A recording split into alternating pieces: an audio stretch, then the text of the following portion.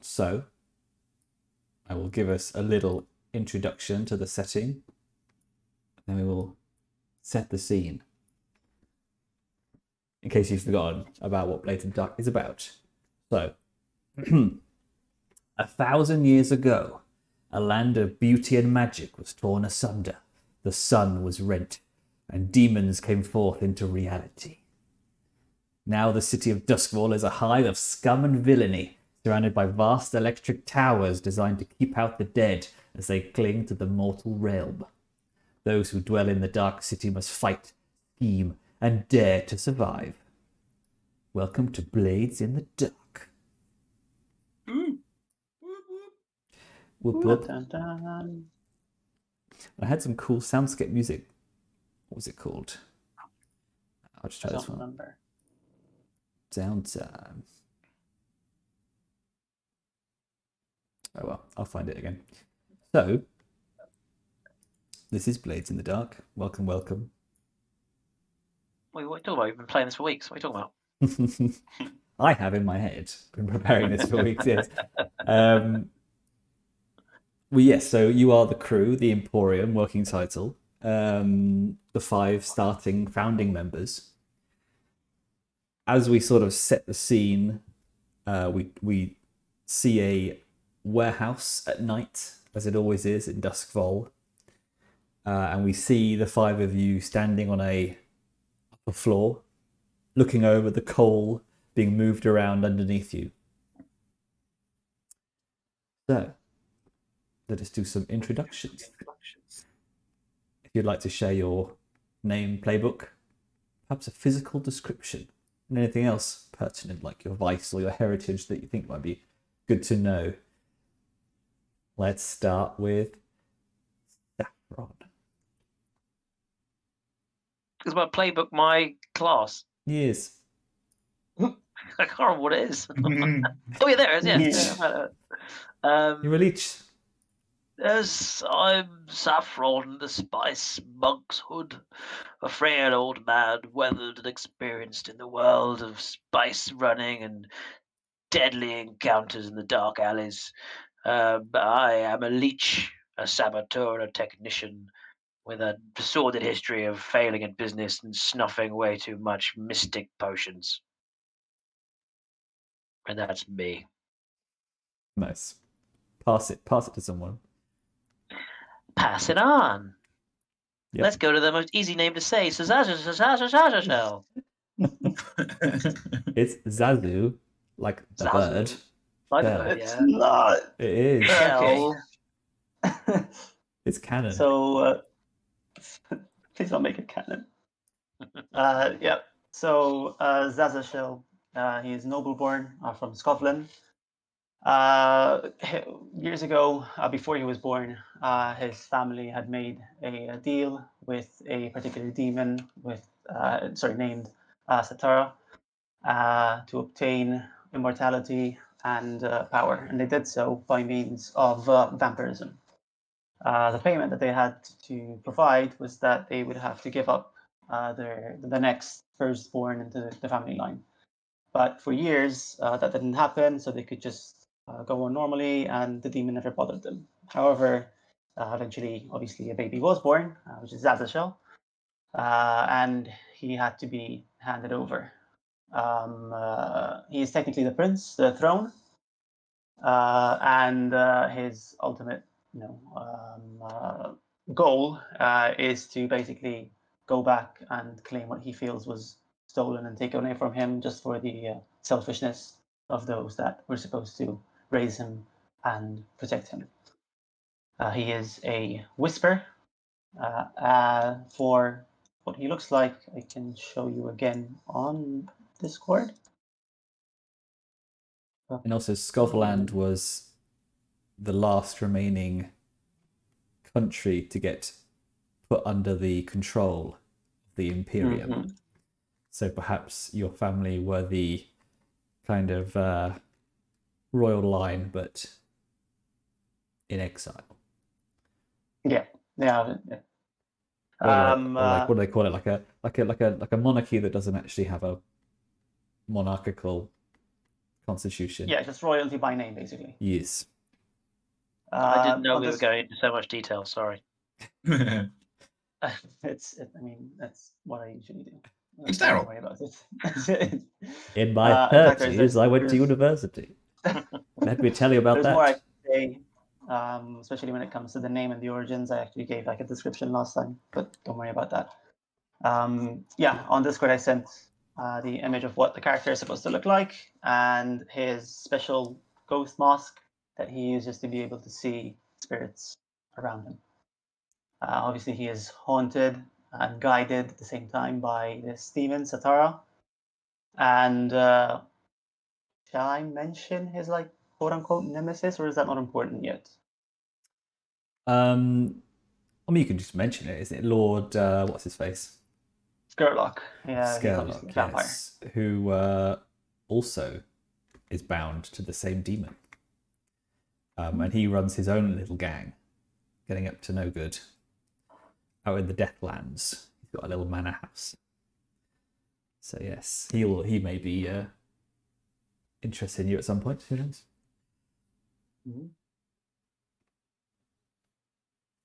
I think that's that should be enough for me, unless you want anything specific that I didn't mention. I think that's plenty to go on. Perfect. Shall I just pick someone else then? Pass it on. No, let's go with Friedrich. Yes, I'm Friedrich von Haig, another scion of an aristocratic house, this time from the imperial city. I was somewhat disowned by my family back there for my slightly black sheep attitude, is one way of looking at it. Another way of looking at it is that my father had to do quite an expensive deal with the government so that I didn't go to prison for burgling antiquities and rare artifacts from rival houses. Until I was caught, my father was quite happy with that because I brought in quite a lot of gold. But after I was caught, it was an embarrassment. So I was outcast, made my way to this strange, dingy, unpleasant place. But as it turns out, there's quite a lot of antiquities here to steal. So that's more or less what I do. I'm a lurk.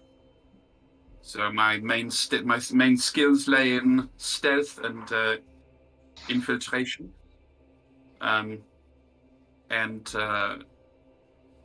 I would say that the risk to be aware of is that I'm quite addicted to. The thing is, like, the what's it called? The vice that I pick is that, like, he can't help, like, buying really expensive antiquities for his personal collection, even when he doesn't have the money. So he's done quite a lot of fraud for that, and can't help doing it. Yeah, which doesn't quite make a lot of sense, but I'll work it out. I think as well. Well, I think when the vices will come up mostly when you are, like, using them. I don't know what's the word. Satisfying your vice to relieve stress, which you'll probably do most downtimes. I think it could be anything from you going into fancy, like, Harrods style shops and glaring at stuff and getting into trouble with the clientele and stuff, and toying with the vice and suffering from the desires. I think if we found that a rival, more powerful gang happened to have a really nice necklace, Friedrich might not be able to stop himself from trying to steal it, even if it got us into trouble. That's going to be that good sort of thing. Good for smugglers then, who will be frequently taking valuable stuff to give it to someone else. Maybe is it just jewellery? Do you think? Is it just stuff that you can? Well, My first thought was significantly more like twisty turny complex, which was like because there's one of the vices is like arcane stuff, so you can be addicted to kind of doing weird rituals, or you have some kind of like Szaszachel's relationship with the demon, like you can have rituals that you have to do, or like you have to go to your cult or whatever. And I had thought something dark and horrible to do with that. So I think maybe I might kind of turn it into he really wants magical artifacts for some reason I haven't worked out yet. That might be fun. Could always just start off But anyway, with... all we need to know for now is he's a burglar, and he sometimes can't really stop himself burgling stuff because he wants stuff. Yeah, well, I was saying to Daryl as well, like if you are looking for your character to kind of take a bit of a turn, when you gain stress, when you max out stress, you will gain a trauma, which is a good narrative point for your character to be like, well, actually, my obsession, my vice has gone worse. So if you're like, you start off coveting baubles and fancy stuff, and then you get the taste for the weird and the arcane, that can work quite well. Yeah. So no need to really good. Yeah, no need to pick stuff straight away. But yes, crunch-wise, I'm very much a stealthy burglar type character. Though, as demonstrated in the prologue adventure, Friedrich also has a flair for the seductive.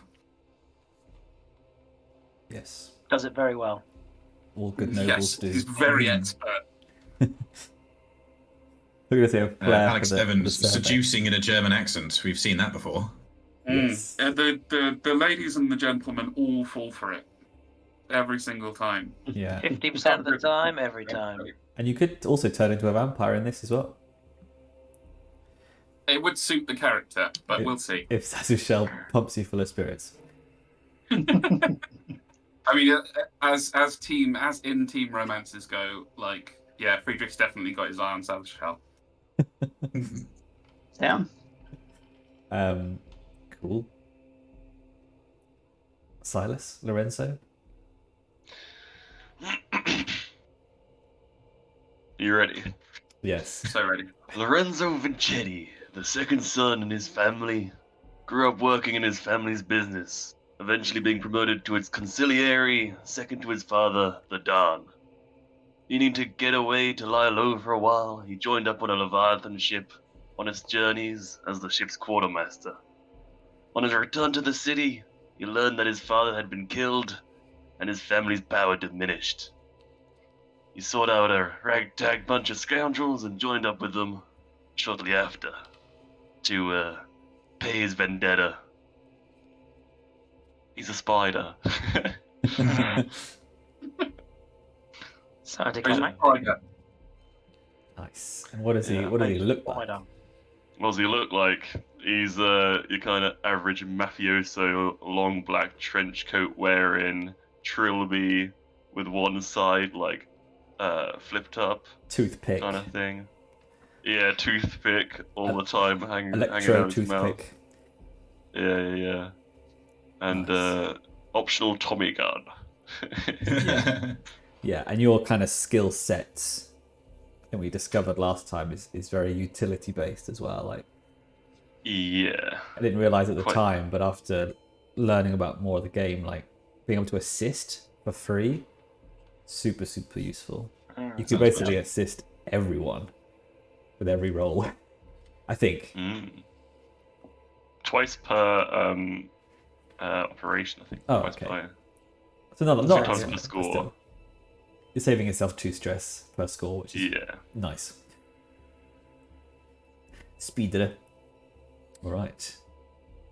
Silas Templeton. Last of all, here we have Silas Templeton. He's a former lawman who's still working on the voice he's going to use for this character, obviously.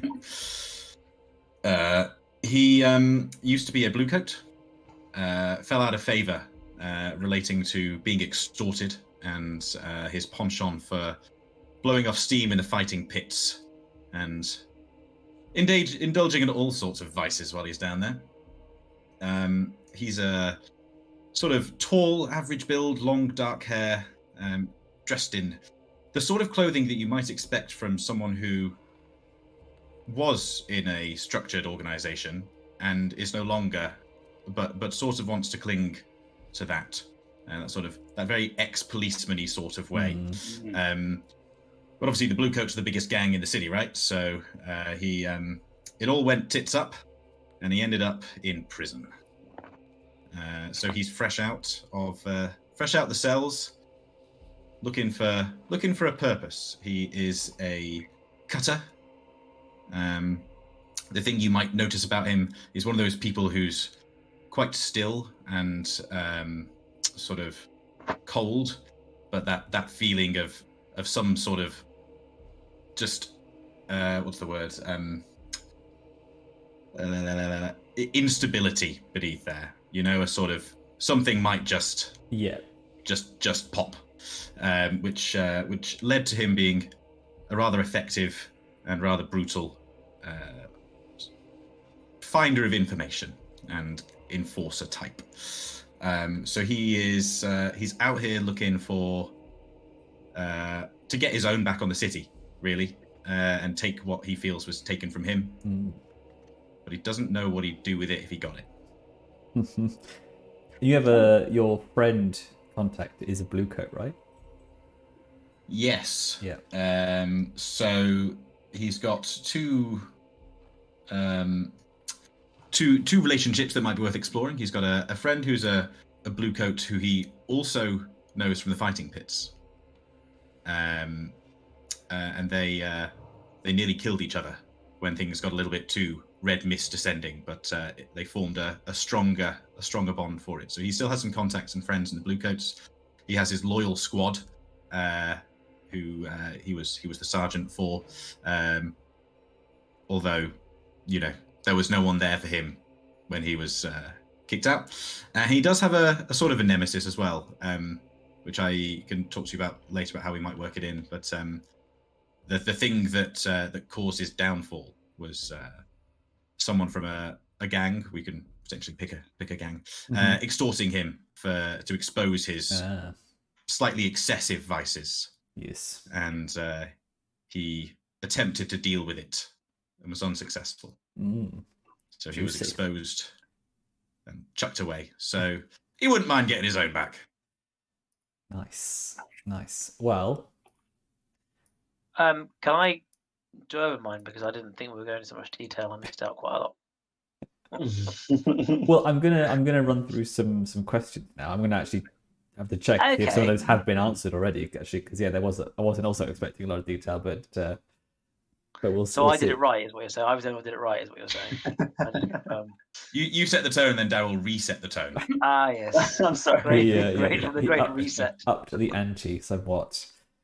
So some of these questions are for individuals. Some of them I've found connections between two of you, so I will be asking you both.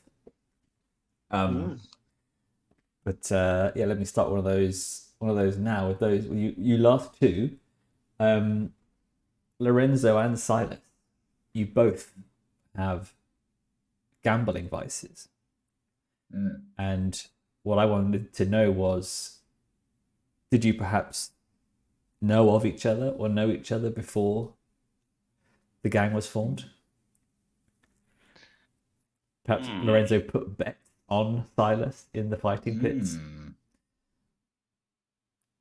So he's already impressed with his skills. Lorenzo might enjoy getting down there, watching a bit of Bloodsport. Yeah, I mean, more of a card man, but I can imagine when there's money to be made, he'll definitely be purveying. I imagine he's probably had a hand in rigging those fights with some of the competition as well. Yeah, I wouldn't be surprised if Silas would take a shady deal to rig a fight well down there. The main reason he's down there is to really let the rage out. Yes. But he's quite a calculating character as well. So maybe on some days he could take the fall. Nice. Yeah. So maybe they've done some shady deals before. Made a bit of cash. Yeah. Yeah, for sure. Saffron. Hello. Hello. You are Aruvian. You are of Aruvian descent. Yes. The same nationality, background of the Red Sashes, who you're currently annoyed. Yes. Have they ever tried to recruit you? And if so, what happened? No. Or- Saffron has a very, very poor reputation in the lands of Aruvia, having at a very young age fallen out with his family and stolen an incredibly large quantity of exotic Aruvian spices and a huge shipment that he took to Doskvol, and that's how he made his initial fortunes, was bringing this wealth of exotic items. So he's always been kind of like persona non grata with anyone from Aruvia, as he also, once that initial shipment dried up, he did return, and then it went very, very poorly. Whereas he managed to get out quite clean the first time. He returned quite aggressively and potentially quite drugged up. With a very ill-fated plan, and ended up in the death of many people, including his own brother, when he returned to Aruvia, which sent him in a downward spiral. So he's been not someone they want to hire, someone they want to catch and bring to justice, and to get all their good stuff back from him, because he still has quite a good shipment of that stuff left. Nice. So you're like the bad Corbin brother. Yeah. Oh wow. Not quite that bad. I only got everyone else killed. It's not as bad. Not an anti-vaxxer as well.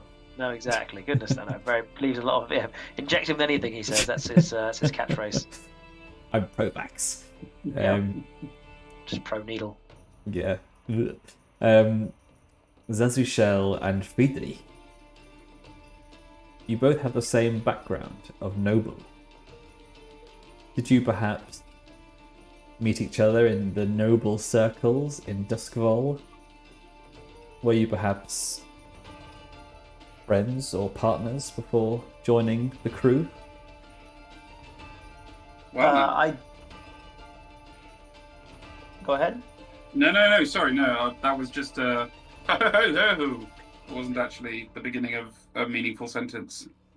No, I don't think so. I mean, Szaszachel isn't even his real name. I can just go ahead and describe it now, I guess.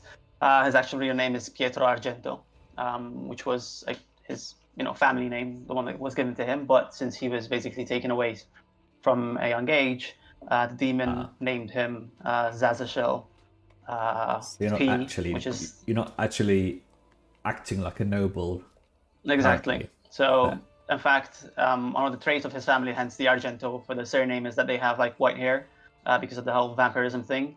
So he makes it a point to dye it black to continue masking it, and that's why he goes with the name Szaszachel P. Krohn, which Krohn in itself is a weird joke by the demon, because it's a play on crown, Corona, Krohn. Well, I was hoping for a yes and, but I got a no but, which is also fine. What since you've been in Doskvol, Szaszachel, what have you been mostly up to? Like, is there anywhere where you might have encountered? Have you been to? You've not been taking part in any high society, or? Not really. His focus has been mostly, his vice is faith, in quotes, because he's devoted to the demon, and his efforts have been dedicated to strengthening the bond with the demon, growing a cult, and communing with spirits, and getting to know how to deal with them. Any If you need or want this to be a thing, I can try to find a way to make it work. I just didn't write anything about it. Yeah. Been artifacts at this cult? Okay, it's fine. We'll find out in play. It's fine. We don't have to force anything that we don't want to have in our character stories. Then let me ask you this, Szaszachel. Who do you trust the most in the Emporium?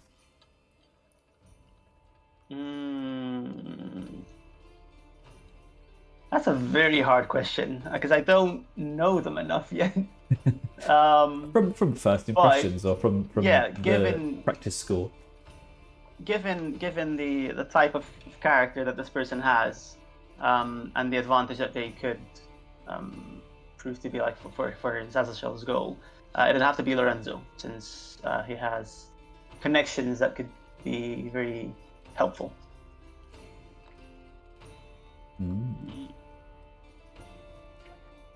Friedrich, have you ever been locked up?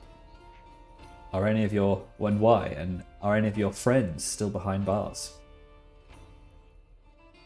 I don't think Friedrich has yet in Doskvol been locked up, but he would be. He does have.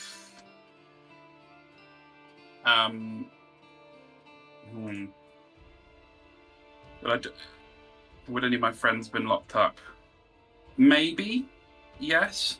One of his main friend is a locksmith who's helped him with various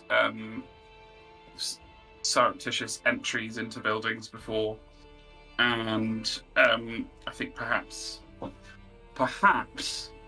that locksmith has also helped him break out other kind of low characters shifty characters from jail from time to time.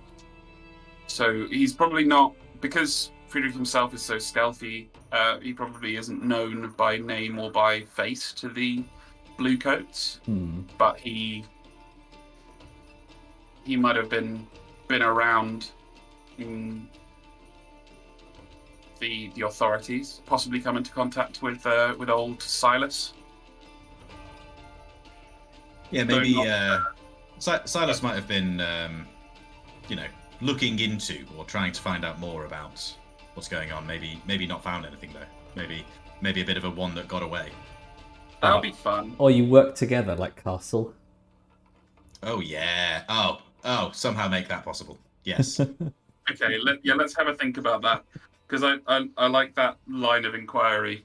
Friedrich has an alias as the reputed cat burglar that he has been for some time in Doskvol. His alias is the Nightingale, so potentially a long-standing investigation to try and track down who the Nightingale was underway, and Silas might have got interested in it. I think that would be very cool. Wait, was your nickname the Nightingale or someone else? That is my nickname. Nice. Yeah. Does everyone else have an alias? Mine was the Spice. He's the Nightingale. Yeah. I'm the Consigliere. Oh, Didn't do an alias. Maybe one will form itself. love that. The Consigliere. Love that. I mean, given that the name itself is an alias, I didn't think of another one. Fair enough. It was his position. It was his position in his family's mafia, so I love it. it's what they knew him by. Sorry, I was just curious. Curioso. Silas, when was the last time you used your blade, and why? Well, actually, what even is your preferred weapon of choice? Ooh, yeah. So, I think sort of reflecting Silas's sort of contradictory character, he has two weapons. He fights primarily with a dueling saber, which he learned from his father. But he also carries in his pocket at all times a bladed gauntlet. And he so when he's caught in a serious fight and he knows he needs to put his skill to use, he has his sword, but he prefers to use his gauntlet to brawl, but more than anything to intimidate. I feel like this is like a Assassin's Creed game that was now forming. AC Doskvol.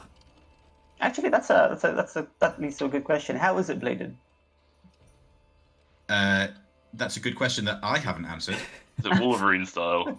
Well, I think it kind of has to be, right? But not like long claws. They're like short knives, Like kind a- of in like there. a punch Because dagger. it's kind of a concealed weapon. So when he fights, he has this, sort of combination of dueling and brawling. Like a bladed knuckle duster. Yeah. Yeah, Pretty that's much. what I was thinking, like a That's slightly kind of its vibe. Yeah. upgraded knuckle duster. Yeah, I Yeah, feel it's, like... it's not something you'd really use for Cuts and stabbing, stuff. but you really wouldn't want to get hit in the face with it. Hmm. Mm. Cool. I like that. What was the original that's question? When was the last time you had to use it? Ooh, good question. I would say the last time he used his weapons would have been, because I think we're having Silas as pretty much fresh out the clink, which is why he finds himself here. So I think the last time he would have used it would have been when he went to intimidate his extorter. Mm. Still has the but he blood on didn't. it. Yes, it has the blood of wounds, but he should have made a killing stroke. Mm. Mm. Nice. Lorenzo, See? ciao. Your voice is... You said it was more like cards. Gambling. See. Why specifically is it that allures you with this?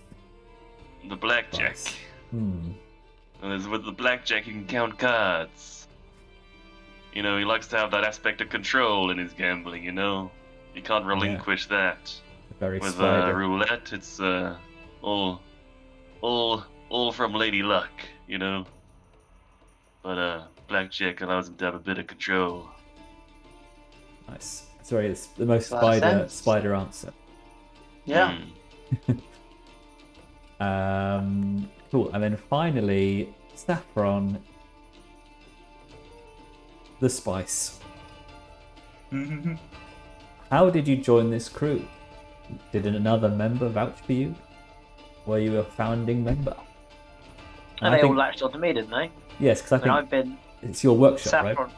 Yes, Saffron's been in Doskvol before these whippersnappers were even born. But did you put it together, or did you? I think it was. they I think it come was to you? accidental. In my mind, I kind of like the idea of, and I think he would have. I think he would have been known. But again, his glory days were many many years ago, when he was very renowned. His name would still be known on the streets, but his like his workshop and his trade and his fallen disrepute. But I like the idea of one of these characters, potentially Friedrich, maybe bumbling in by accident while trying to run away from the law or something, and maybe recognize him and pulling Saffron out of a dull stupor of drugged up nothingness.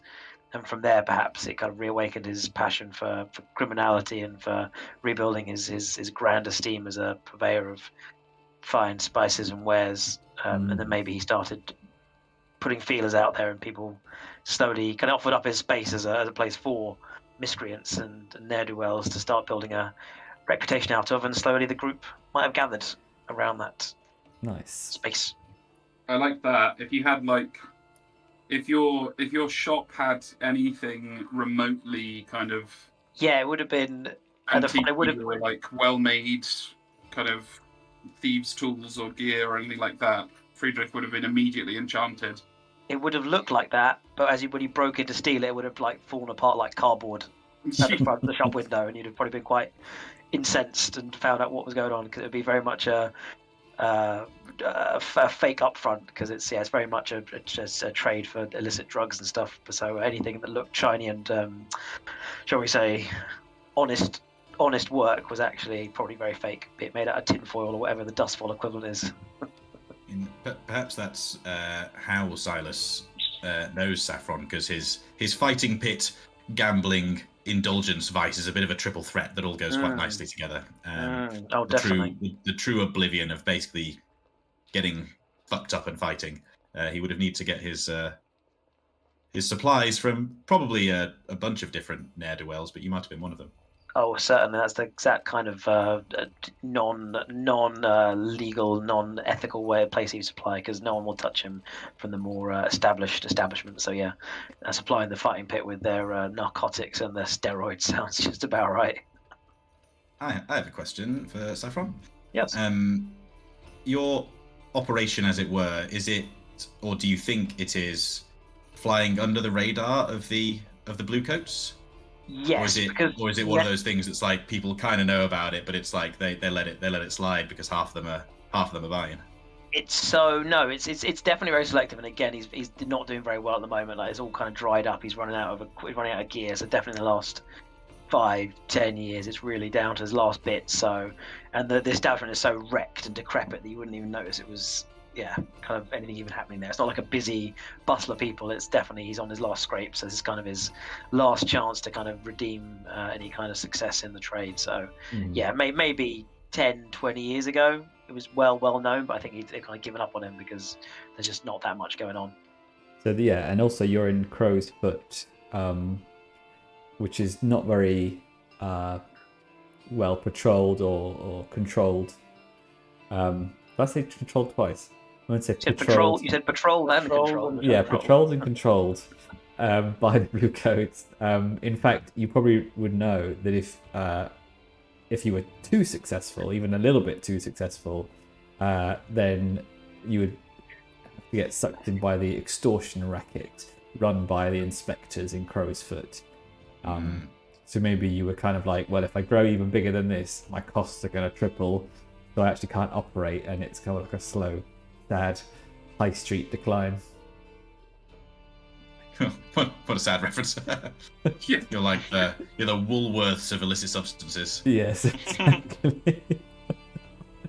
That's not a terrible way currently. A Woolworth, in the last fucking days before they all went, half the shelves are empty, and all the millennials are like, "Oh, do you remember buying Pokemon cards at Saffron the Spice's Emporium?" That's pretty much it. Yeah. A lot of fun memories of decrepit. You know, you're a millennial when. Yeah. You know who Saffron is. That's it. You're part of a millennial startup app meme. Yes. Yeah, that's fine. There's plenty of vines about me. It's fine. Yeah. Love it. I also love the fact that maybe maybe people like Silas, who've been around a while in Doskvol, would know of you as well. Yeah.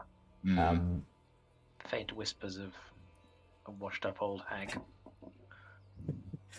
Yes. So,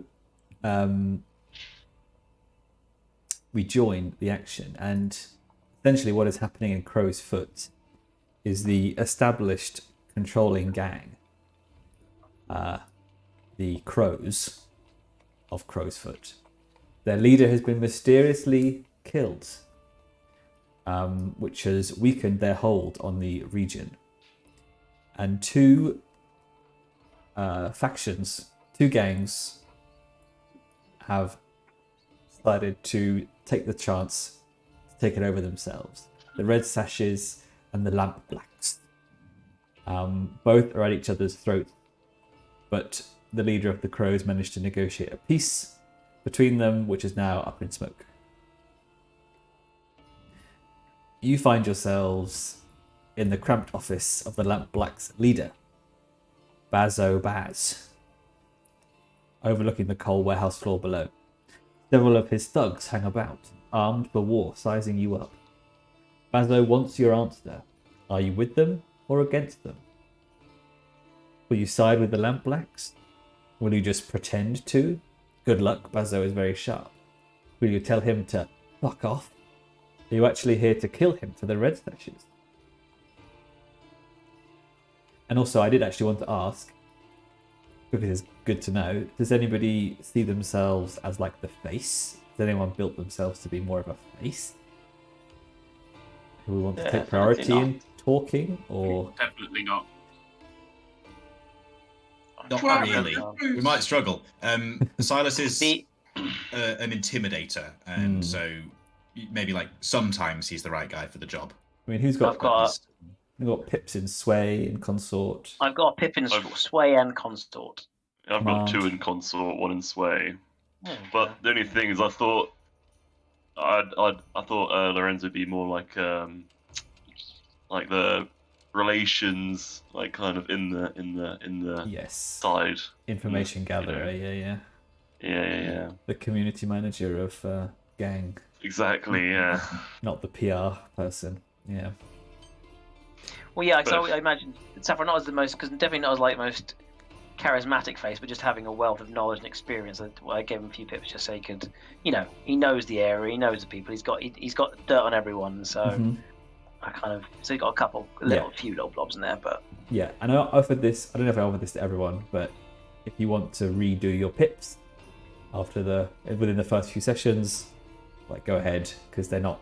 It's not always clear like what things mean. So, but yes. So, you can decide amongst yourselves why you were here with the Lampblacks. Are you here to take work for them, to screw them over, or are you? to flash back, as far as I remember or made notes on, the Lampblacks are kind of local folk heroes. They're a bit like the Peaky Blinders. So I think when we discussed it previously, we weren't looking to piss them off. We were on kind of neutral grounds with them. Yes. But obviously we're not looking. We're looking to be the big dogs in charge anyway. But of all the people around, I think we thought were maybe the best people to at least kind of get on with in the meantime. That was Yes. my understanding. Yes. But not to placate or bend the knee, but yeah, definitely at the moment just see what's what and see what we can get from them. A mutually beneficial relationship, maybe, where we give each other information and that kind of thing. What kind of gang were the Red Sashes? Bastards. So the Red Sashes are Sashes are an Eruvian gang. Pompous who- noblemen I've got, yeah. Yes, so they operate out of the Eruvian Sword Academy. So a lot of them are nobles. A lot of them have friends in the embassy, Eruvian embassy.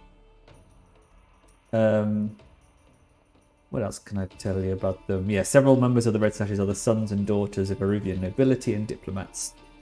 They train in swordplay at the school, sometimes participate in gang activities. Yes, where the Lampblacks are the former Lamplighter Guild turned to crime when their services were replaced by electric lights. They do a lot of drug running, which is and maybe why you decided to join with them, because they would appreciate your skills and have work for you. But you're also +1 with the crows, so you could be here on their behalf potentially, trying to keep quell things. What I do you think guys it'd be a natural fit for us to have our fledgling gang work on finding some more allies and establish ourselves. My thought is, while we do want to be a daring group, there's daring and there's getting yourselves all killed on your first job by coming to assassinate people or whatever. So I think we might be here looking for mutual benefit and work. Agree. I have to agree, yeah. It's funny. Yeah. I think on our last week we were talking about looking for trouble. I think a lot of it was like, remember, guys, who dares wins. Yeah, for sure. Yeah. It's very looking for the right level of trouble to get Yes. started. Maybe I'm being too cautious. No, don't I just have listen to to me. agree. No, I have to agree, because it does make sense, because especially given their speciality in itself, and that the fact that we're smugglers. I think it would just make sense for us to build a particular connection with them. Like, yeah, looking for trouble is a good thing, but it kind of also has to make sense. It's just funny. It's We like, wanna- Kill them later. We want to get established a bit first, right? Yeah, Establish our power base and then go from there. yeah, of Well, course. I was going to say, but didn't. But then I remember my looking for trouble. No, very much like the first chance we have to screw these guys over, or anyone, we are going to. Like that is very much the prevailing level here, in any way, shape, or form. However, this literally is day dot So yeah, at this point, there is more just curiosity, but we should all be on the lookout for any kind of weaknesses in their ranks, any discord within their groups to manipulate. We should be going in with an eye to find a way to bring them down once Yeah, we've that's got what I what was we need. going to contribute, was that if we go, in the spirit of peace and be talking about mutually beneficial deals or jobs, we can spend that entire time identifying individual members of the gang and possible weaknesses and people we might be able to kind of sweet talk or find information on.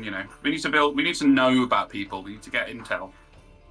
If we keep an open mind, the opportunities will fall in our lap, I imagine. Cool. All right. Well, let's play out this scene. So Bazso is standing, sort of leaning on his desk, and he's a big, wide, intimidating kind of bloke, and he's kind of smiling at you as he's waiting for your answer. And he says, "Well, let's hear it. Would you like to work with the Lampblacks? Or are you working on the side of the Red Sashes? And if that is the case, then I would very much like to ask you to vacate my premises and keep out of the upcoming conflict." Don't even offend me. Wouldn't work with those pompous bastards. You should know me by now. I wouldn't dare work with the Red Sashes. But I wasn't spitting about them. I literally had too much phlegm in my mouth. I'm very, very old. No, absolutely not. No, we're here to do what we can to screw those pompous bastards over. We'd very much like to work with you in this endeavor and try to do as much damage to them as possible. It is most welcome to hear, Saffron, and may I say my favourite Eruvian in Doskvol, which the bar is not very high. But No, they're all terrible. But they do have some excellent boats, we found. they almost did. So he Oh yeah, does Milo know about this? The way that we actually got the boat? Flashback. Yes, could we do a quick flashback, actually? It's this is a small F flashback, not a capital F flashback. Yes. But essentially, these guys, there was a smuggling boat that the Foghounds, which is another smuggling gang, were selling to the Red Sashes. Why? Because it was a special boat that was hard to spot unless specifically marked, and so these guys, on their own initiative, decided to nick the boat before the Red Sashes could take possession of it, out from under their noses, and sail it away and hide it somewhere, their own use. I mean, it sounds like that shouldn't have taken very long, but it was hard to find. The way that we actually got to nab it was very interesting. Let's put it that way. Yes. It So was we're good. already- Marked it with some Saffron, right? Yeah. Well, yeah, we tricked the people into doing it and then found it there. But we were discovered, so we were already even more odds with the Red Sash and the Foghounds. So both were Yes. unimpressed with us even further. Yes. So we might as well try and wipe the fuckers out now. Exactly. Damn. Yes, so Bazso says he takes some papers from his desk. Then he says, did I actually? Yes, he says, now I'm expecting quite a large shipment to come into the docks. Unfortunately, the Red Sashes know that our supply stream, our cash flow, comes directly from the ships and the product we get from overseas. They've taken to ambushing our smugglers in our boats on their way to Crowsfoot. So maybe you lot could manage to secure this package and get it here safe and sound, then maybe we could continue doing business. You might even get a few coin out of it. How much coin are we talking?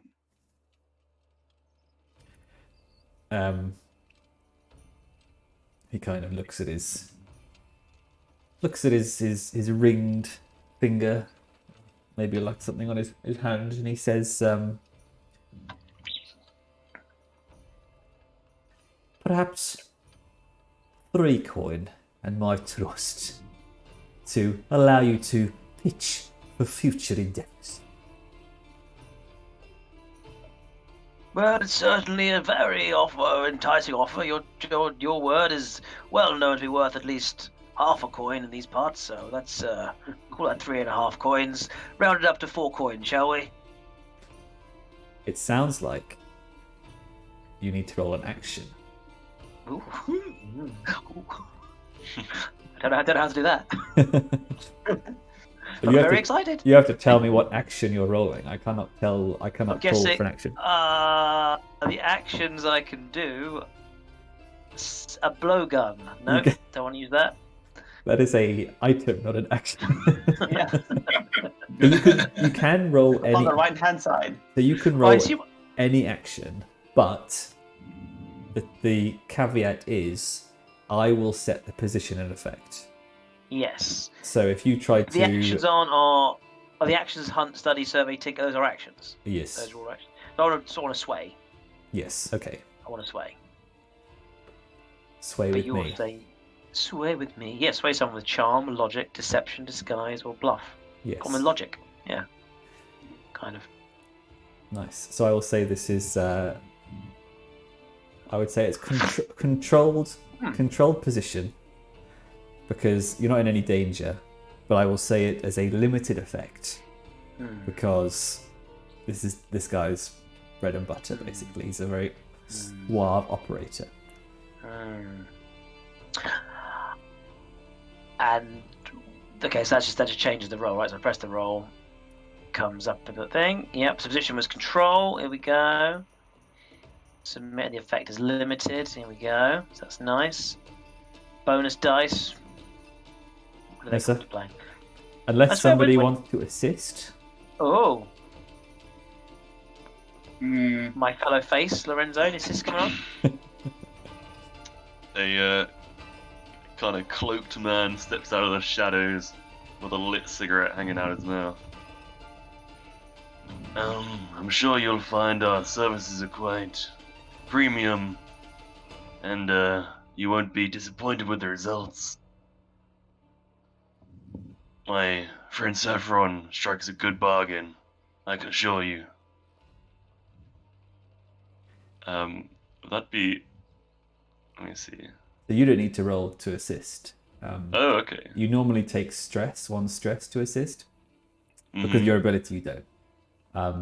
My foresight. Yes, and we'll say, like, this is technically free play, so we'll just say it's like 2 in the operation, 2 in the downtime, and so on. It does say 2 times per score you can assist a teammate without paying stress. So maybe it isn't in the score then, but it's fine. We'll say it is now. Nice. Take a bonus D. Sweet. I love a bonus D. The more D's, the better. D D D D D D D D D. A big bag of these. Big bag of D's. Right, submit. It's good. It's good, right? Is it good? Can't remember. 4 is good. So 4. Or 2. So you take your highest dice. 4. And a 4 or 5 is a success with a consequence. 6 is just you achieve everything you wanted, which still would have been a limited success. But Yes. 6 achieves the whole scope of what you could have done. 4 achieves it with a consequence. 4 Yeah. and 5. Cool. And because it's controlled, things are considerably less. Like consequences aren't as bad, basically. But I will say that.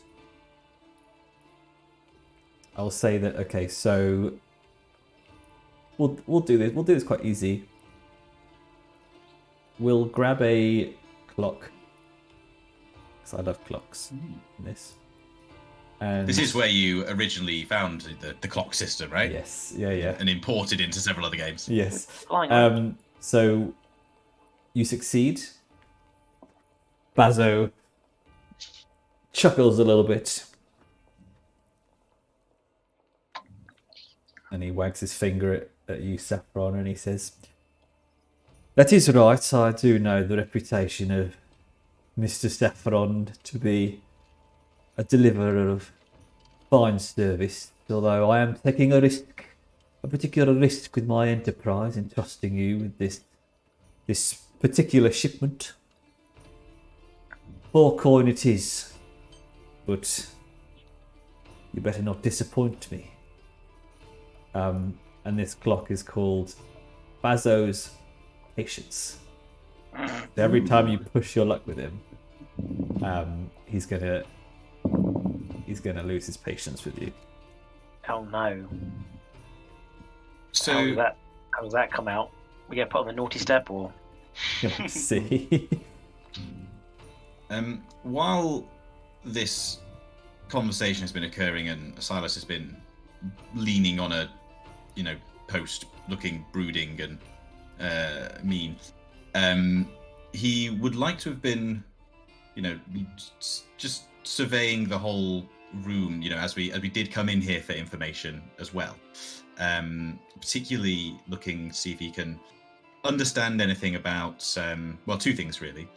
One, does he spot where he might find valuables or a stash or any inkling of what looks good, and what's the security like in this place? While he's been just sort of watching and learning in the background. Something he might use later. Yeah, I'd say that's you can roll for that to see how much you find out. Actually, to be I really like how the rolls come up in this, by the way. It's great. they look Yeah, good, don't they? It's such a treat after all of our other games. I keep looking at it going, where's all those just crappy numbers? Like, it's this lovely like tableau that's been dropped. Yes. Fewer dice than you have fingers, and see if you roll like one good number. Mm-hmm. That's it. Yeah. Yeah. Yeah. So I won't tell you what action to use, but it sounds like a survey. It is survey. He's drawing on his sort of inspection knowledge, looking for the things that stand out. So handing out surveys on your geography field trip. Now, how does this rolling work? Let's see.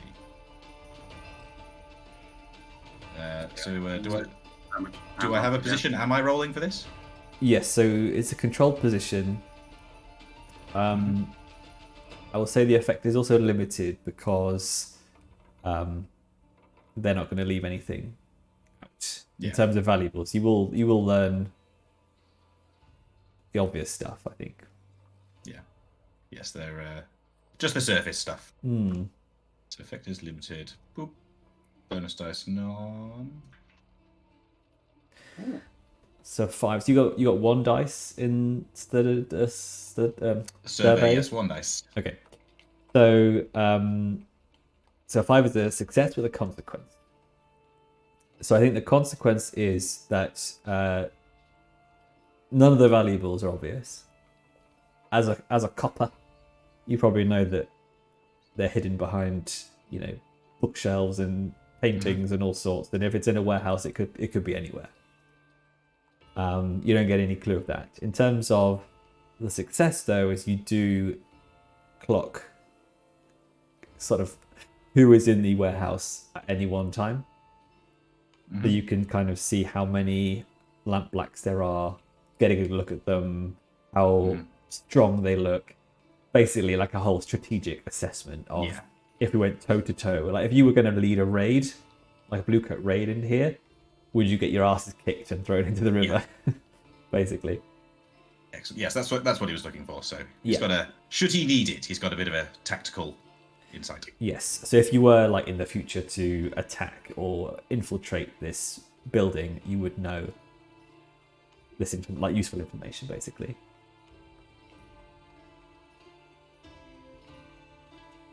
All right. Well, now you have your job.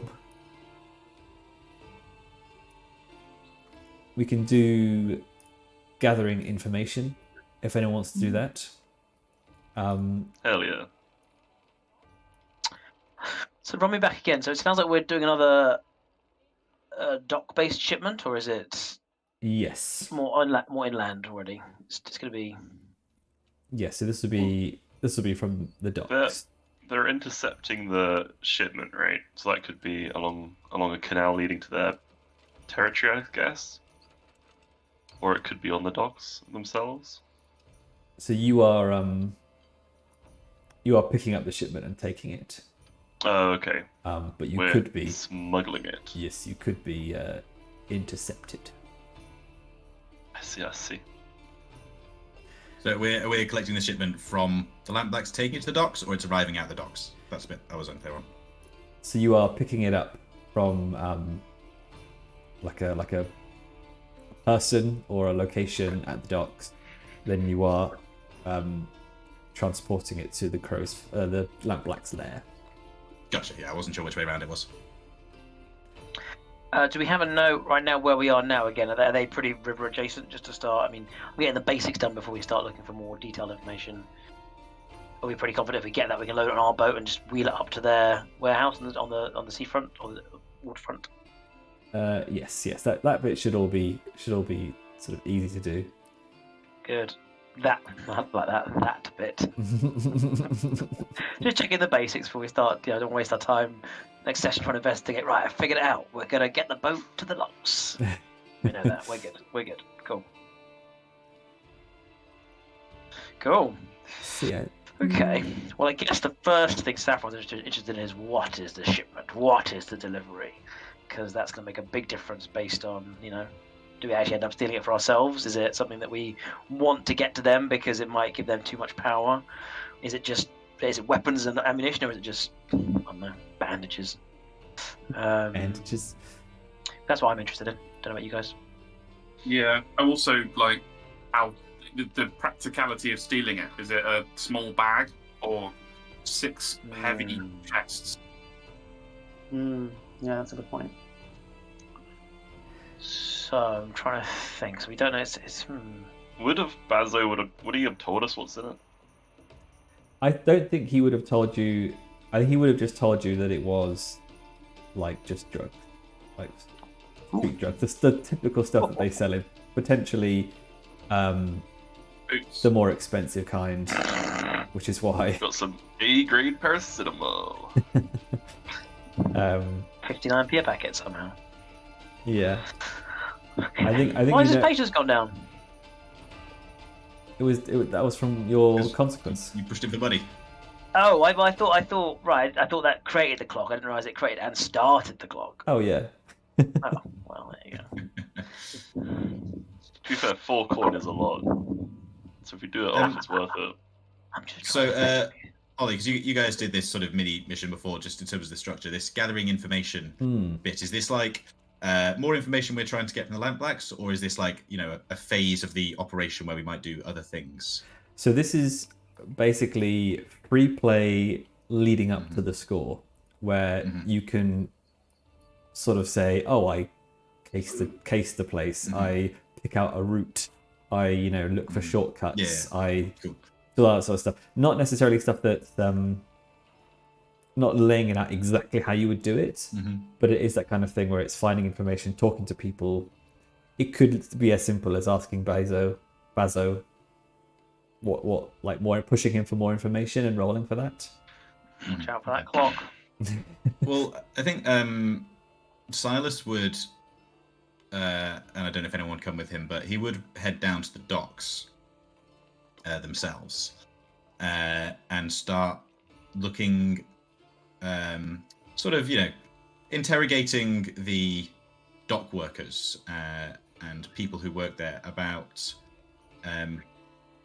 what they know about these Eruvians that they might have seen around. Do they know when they're here, or where? Is there a? I want to say like a camp, but like, do they have a known hangout nearby? Yeah, it must be the red that sort of thing. right? What have they seen about these red sashes? So that sounds like an action roll.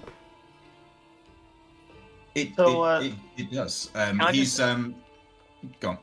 I was going to say, where? So we must know where the drop off is, right? I don't know if the map. Can you mark where the drop off and then where the lamp plaques are? Just to get a sense of. I don't know if you have that information or if that's what we have to discover. I don't know, but just if I feel like we should base, sure we know. I mean, this you're not going to be able to plot an accurate route. No, on I'm this more thinking map. I'm not thinking like how far we're talking about here and what the. Well, you know, And also if. you know the docks. Office, everything.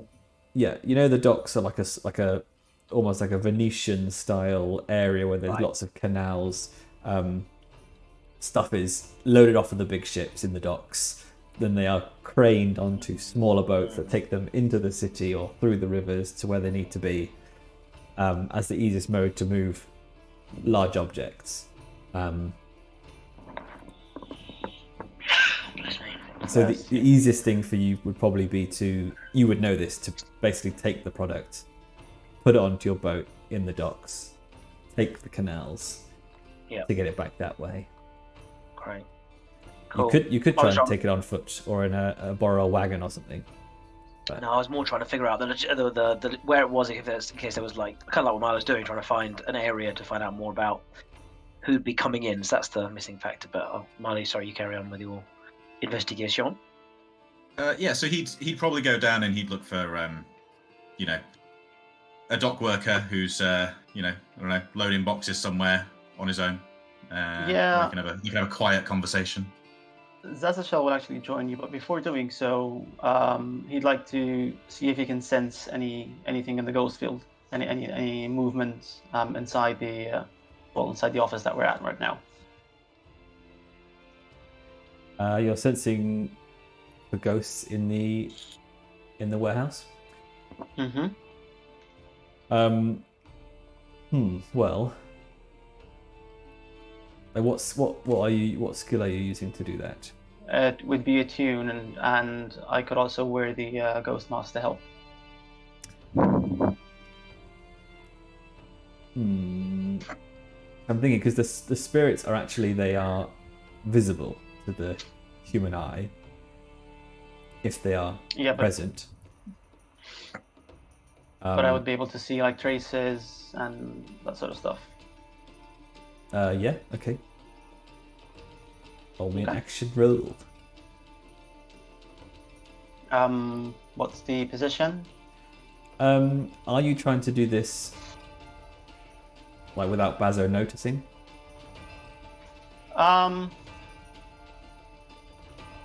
Or any of the lampblack's noticing? Probably for the best.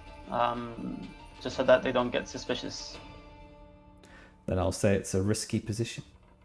Of course it is. What's the effect? Standard effect. You'll be able Okay. to see what you're trying to see if it is there.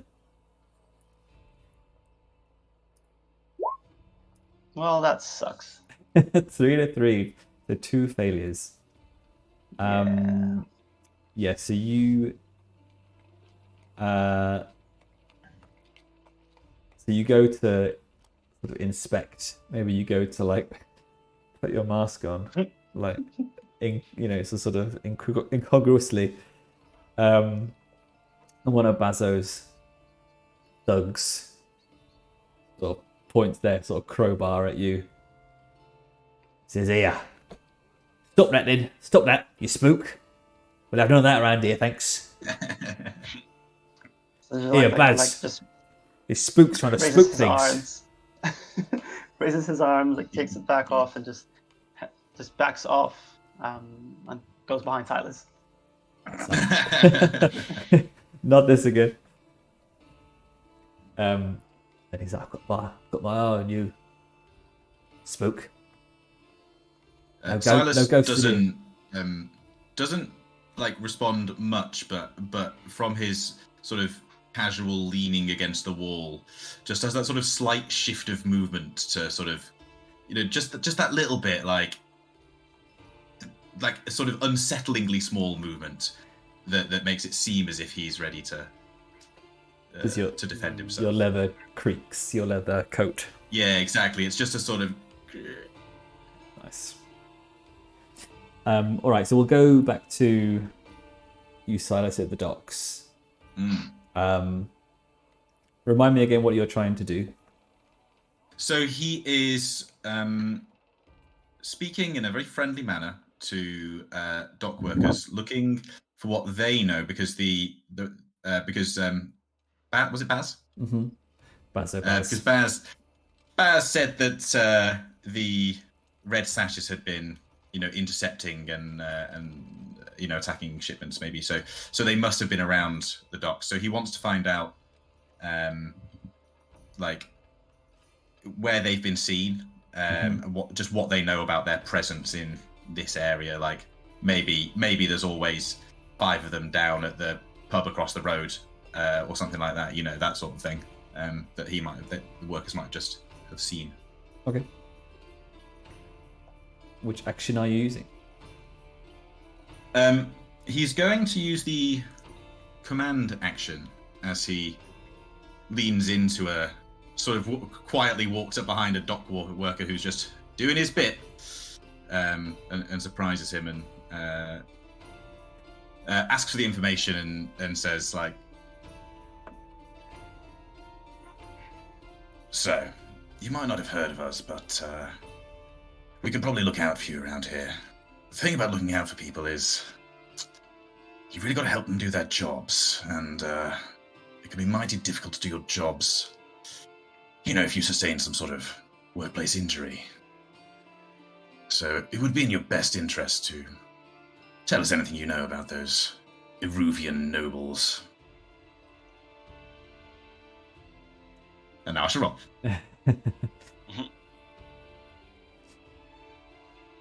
If I can find my thing. What is the position? So it's going to be a risky position. And the effect is limited because the Dockers, as a faction, are allies of the Red Sashes. Oh, good to know. Silas hasn't done his homework. So you can push yourself to basically get another die or to increase effect. But it's whether you think this is worth that. As much as I do want to, because I think that's the fun risk reward of the game, this probably isn't the one. Just laying down on this dock worker for information. So we'll leave it as it is. Szaszachel's with you. I can assist. Okay. I can try to assist. Yeah. Can you tell me how you're assisting, and then you can take 1 stress. So given what Silas said, Szaszachel puts on some crazy eyes, and he's goes forward and he's like, you don't want weird stuff happening here. We need all the information we can get to help us, to help you, to help everyone. Just sort of like the madman, kind of trying to make Silas look like more of a actual normal human being. He even seems reasonable now. So what does that gives me an extra dice, does it? Yes. Okay. Ooh. Bugger, no 6s. No. You get a 5, so success with a consequence. So, what was the exact information you were after? So he wants to know where around here the red sashes can be found, so that he can use that information for the planning or avoidance of them. Okay. Or conflict with them. But yeah, he wants to know where they're going to be hiding out around here if they're active in the area. Okay, so I think he tells you that the Red Sashes have been roaming the docks for black shipments. Mm-hmm. He sees them. Let me think. I think he tells you that he sees them always in patrols of 3 or 4, armed with their swords, their famous dueling swords. Mm-hmm.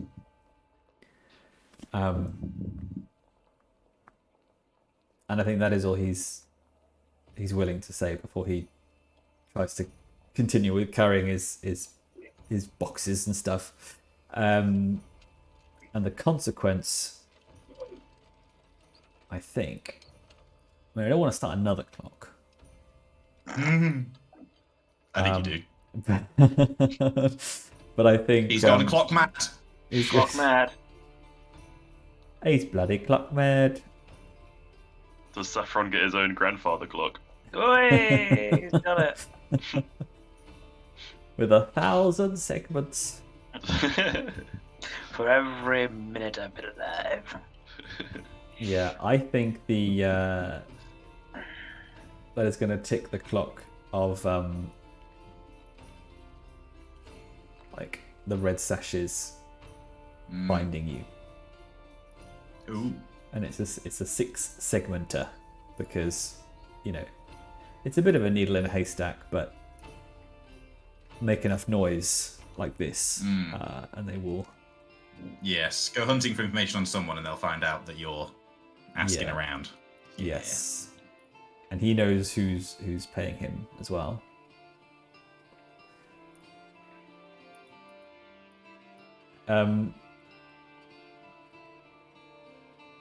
So, I mean, in the interest of time, and in the interest of not planning every detail, because that is the temptation. Mm-hmm. Shall we jump? And you can always flash back. Mm-hmm.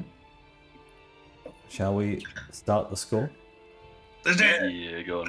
Yeah, Let's go. So, I would like to find out more about what was in there, but yeah, agreed. Time has ticked on. Because we have flashbacks, I'm all down.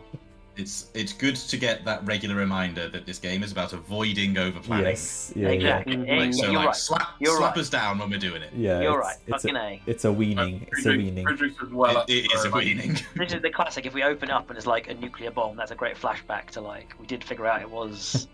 You know, I what mean? That actually kind of studied nuclear thermophysics. thing. Not that far a flashback. Yeah, when I was in my Exactly. So you normally have Six to. more.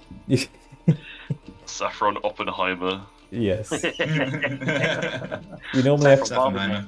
You normally have to pick what kind of plan you have: assault, deception, stealth, occult, social, or transport. I think we can just go ahead and say it's transport. Mm. And then the detail you need to provide is the route and the means. I think the means is your trusty HMS, whatever it's going to be called. Jammy Dodger. The Jammy Dodger. Emporium Emporium face. Yeah. Stop it. And then the route. The Jammy Dodger. I quite like him. It wasn't so out of No. It's a food name, of course you like it. Anyway. out of canon with the world. I mean, it makes sense, right? Because Yeah, when well, they- Jammy when- Dodgers, mate. when we get away and our Jammy Dodger slinks away, you Jammy Yeah. Dodger. You know, in this setting, it could only be like the bloody Dodger. Yeah. Yeah, like You know, it's got to be red- grimmer and darker than Wretched a Dodger. Yeah, you're right. than a national treasure of a biscuit. Yeah, no.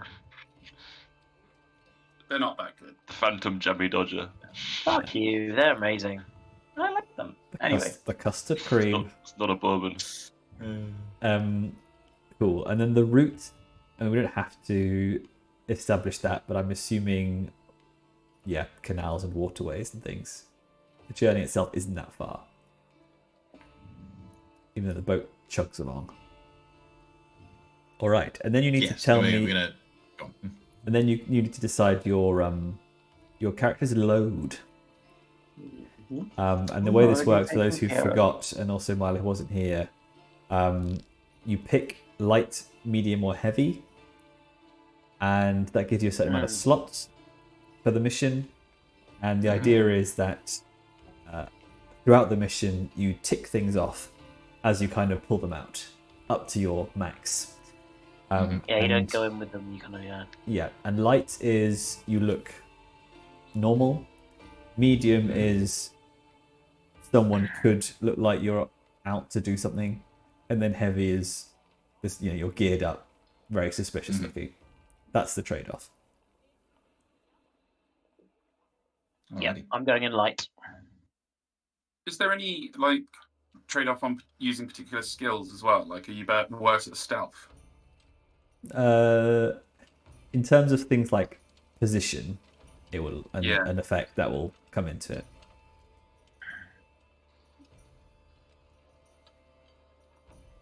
Alrighty.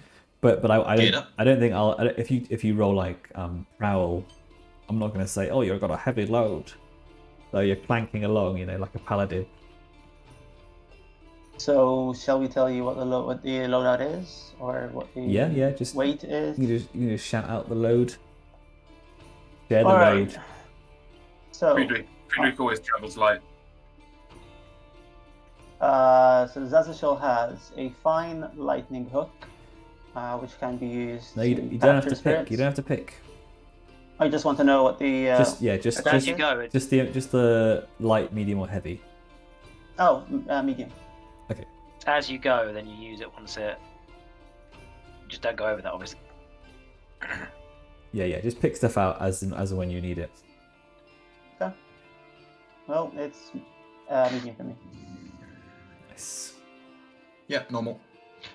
Just a question. Does this loadout affect if we do a flashback? Will we have that same loadout when we're doing the flashback? So flashback is normally to before the score. So no. Well, in free play, you will have access to your stuff. Usually, it'll be contextual. You can't flashback to earlier on in the score, for example. So this will be pre-deciding the loadout. Okay. You Gotcha. can also use flashbacks to, improve things that you have, or tailor things to that specific situation. I think last time we did a thing where you had flashback to working out the routes and having a map of the canals. Mm. So it's like that kind of thing. Gotcha. I'll go with normal. Nice. I think there's an item called documentation, which I think Or covers blueprints. blueprints. Yeah, Yeah, documents. stuff like that. That will cover maps and things. Right. Nice. All right. So it is time for the engagement roll.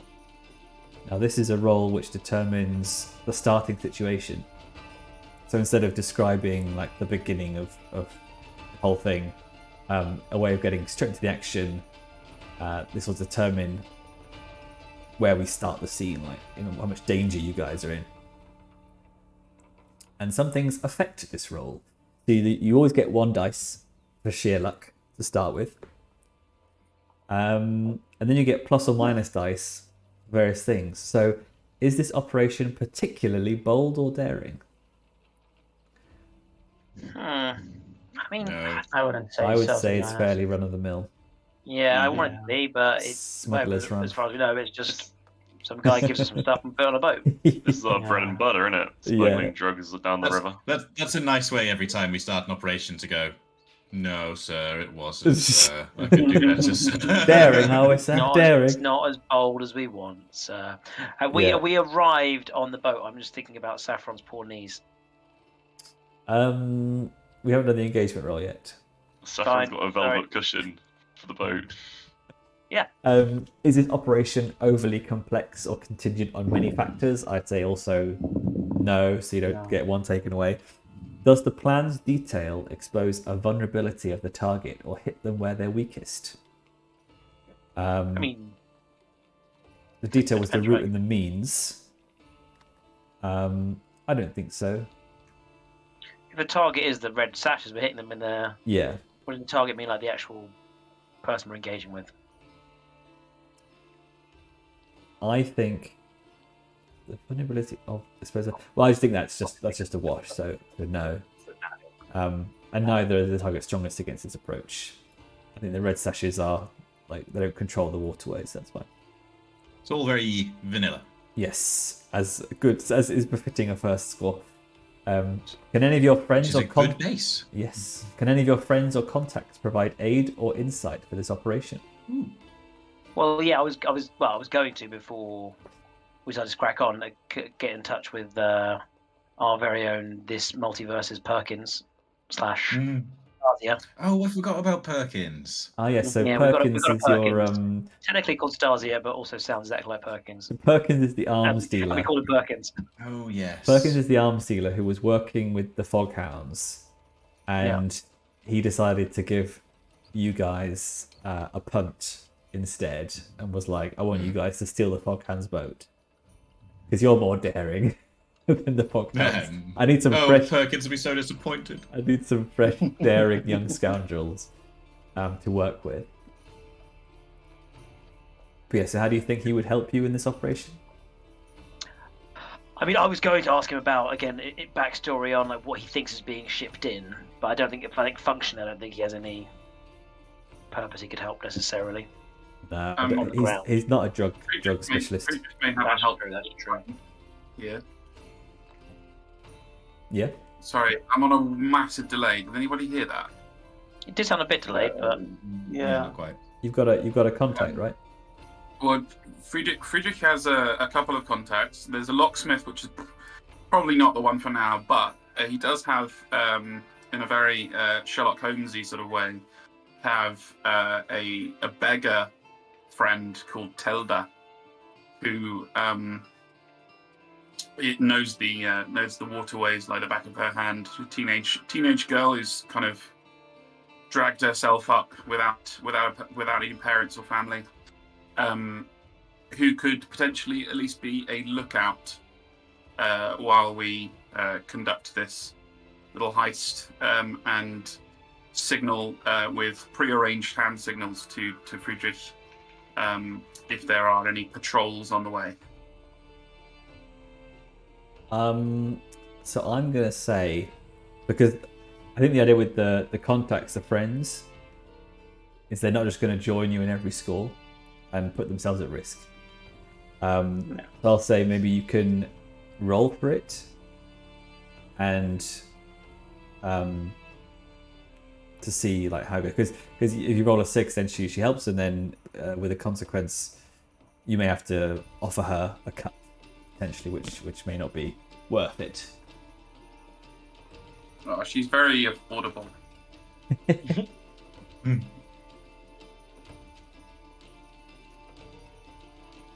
Oh, everything's so slow. I'm really sorry. Hey! Oh, okay. I have So a. what action was that? Oh, it was the big 6. Oh, I thought it was a fortune, which is one dice, isn't it? Or not? Yeah, I meant an action to sort of convince her, Oh, okay. recruit her. Well, in which case, I mean, in this case, it would be sway, which I have no skill in, so it would have been a 1 dice roll anyway. So you have no dice, it's 2, take the lowest. So just roll me another one. Just roll another 6, will you? Please. Hey! Oh, whoa. He's only Sometimes gone you just and have to done ask it. the dice. So if you had 2 dice, that would be a critical success. Rolling 2 6s, but it is only 1 6. We take the lowest. Yeah. So this sort of little urchin beggar. So all right, Friedrich, for you, I'll do this once, but next time you better offer up me a piece of pie, yeah? She calls I me need to Freddy. eat, you know. Because you are Freddy. Freddy. Yeah, she doesn't really get the Imperial City dialect, so she just calls me Freddy. Or Friedrich. That English thing where they don't do the. All right. When she's trying to be polite, she calls me Friedrich. But Okay, so you've got +1 dice. Because what was her name again? Telda. Telda, because Telda is like scampering along the sides of the canals and acting as kind of an early lookout for you, Friedrich. Very cool. So you're at 2 dice. Now, are there any other elements that you want to consider? Maybe a lower tier target will give you +1. higher tier will give you -1. I think no. So I think that's gonna be 2 dice. So I will roll the engagement roll. I wonder if I have a special engagement roll button. Oh, I do. Excellent. Right. Here we go. Well, the Emporium rolls a double 3. Badly. I think that's bad. No It is. wrath or glory to spend here.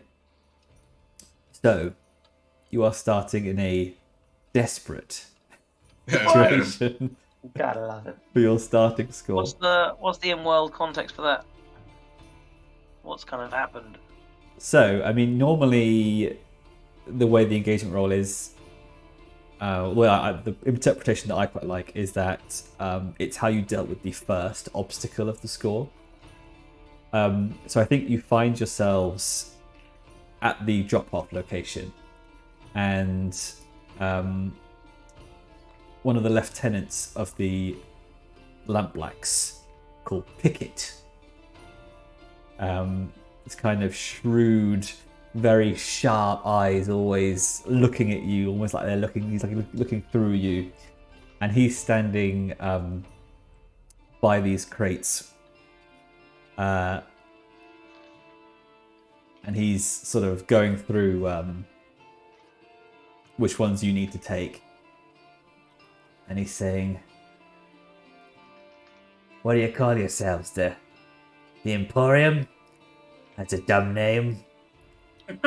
It's a working title. TBC.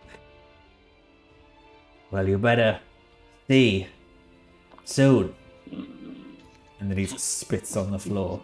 And then Saffron. crossing each other's. Visibly looks disgusted and like in a very upper class way, like turns his nose up at that. And I think the desperate situation is another couple of people approach you guys, and you may recognize them from the previous score.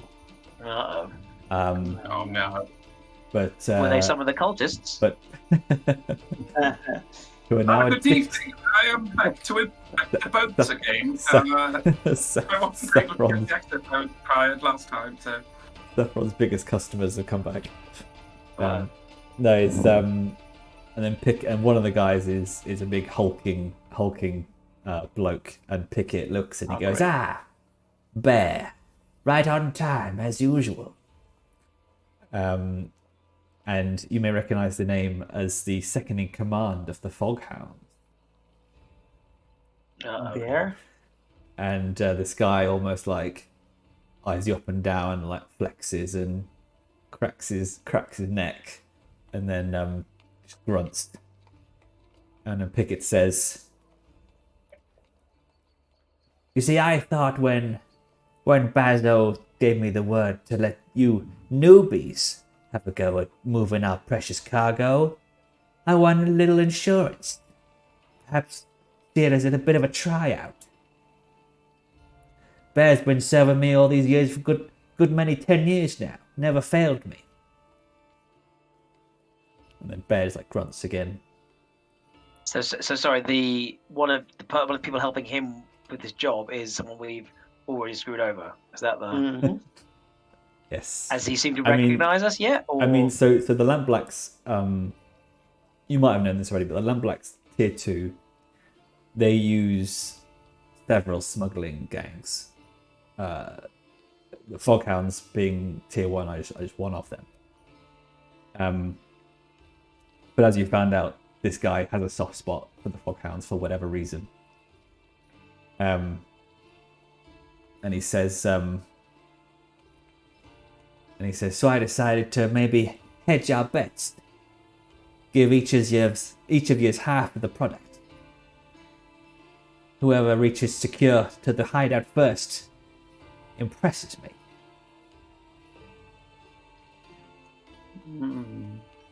And then Bear like grins at you and walks off. And then Pickett says, "Oh, by the way, I already gave Bear's half to him earlier. He'll get a head start on you for sure, so you better hurry up." Can I try and hit Bear with a blow dart? Yes, you can. Sweet. Looking for trouble. So I'm gonna. But, Mikey, as we discussed in Looking for Trouble, podcast episode 1, in these kind of situations, we discuss with the group before we fuck everyone over, right? Well, no, but my thinking is like this is against what Bazso has done. So this is another guy making fun. So I don't see any. Our goal is to get the shipment back to the guy who hired us, who's got our coins. There's someone else who's come in on the thing. He seems pretty vulnerable. There's 5 of us. There's one of him. Like I'm not this would not kill him. I've got stuff that like knocks people out, stuns them for like. Give us a head start is basically my plan here. Is that if it's all about a race, literally, I think I can knock him out for like a good 10-20 minutes, which would give us a head start. So all fairs and love and war. Just keep in mind that he already has his other half, and we don't know where it is. So technically speaking, taking him out could not even stop it from getting to its destination, because it could already be on its way. I mean, that seems very unfair. Then we've already lost. It must be visible. I will let you have roll this, and then with the framework of Looking for Trouble, I will say that any consequence or failure will just be on Saffron. It will not be. We're not ruin the score. Yes, we did say that, didn't we? Yeah. Lovely, great. Well, I've said I'd do that. Next step is how and what. I had a list of my poison. I'm trying to find it again. I had a good old. Where are you? Yes, there we go. It was the drugs. Which one's I did make a note of what I chose. Just to not. Yeah, here we go. That's it. Yeah, that's quite a good one. Yeah, temporary paralysis, standstill. Yeah, there we go. That's perfect. So, I think just getting your blow dart out and shooting it into the back of him as he turns away. Yeah. I don't think you need to roll for that, because that's not going to be. Sweet. That's not got. But if you wish to do it stealthily, if you wish to do it, I don't know. No, he's an old man. He's a girl people think of him. He's fine with this being a very much. I mean, it's going to be hard to do it stealthily. Let's be honest. Like he's right there. He's walking off. We've not got much time to act for. He literally. Is it necessary that you do it like right there in front of this other guy? Well, Saffron's a very old man. He can't move. He can't like trail him down a back alley and then like leap on him from a rooftop. It's kind of now or never really for Saffron. So, really.